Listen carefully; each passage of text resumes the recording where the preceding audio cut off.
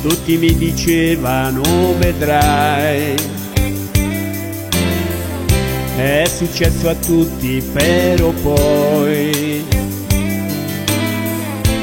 ti alzi un giorno e non ci pensi più, la scorderai, ti scorderai di lei, solo che non va proprio così. Ore spese a guardare gli ultimi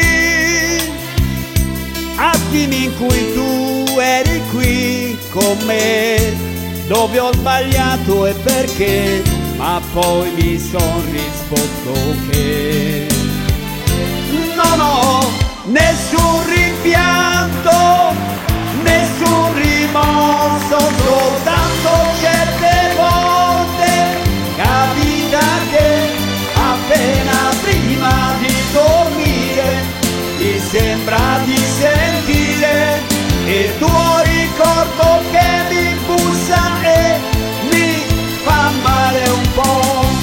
Come dicono tutti, il tempo è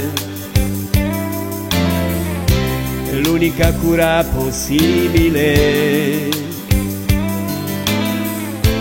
Solo l'orgoglio ci mette un po' di più per ritirarsi su, però mi ha aiutato a chiedermi se era giusto essere trattato così da una persona che diceva di amarmi e proteggermi prima di abbandonarmi qui.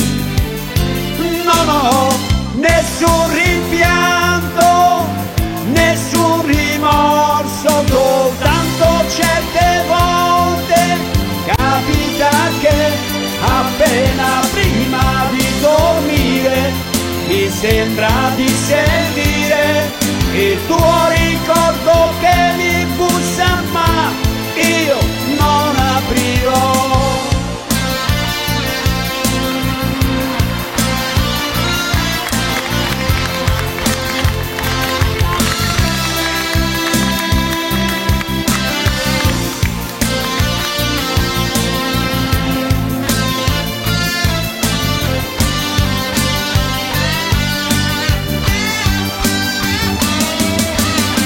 Nessun rimpianto, nessun rimorso, soltanto certe volte capita che appena prima di dormire mi sembra di sentire il tuo ricordo che mi bussa, ma io non aprirò.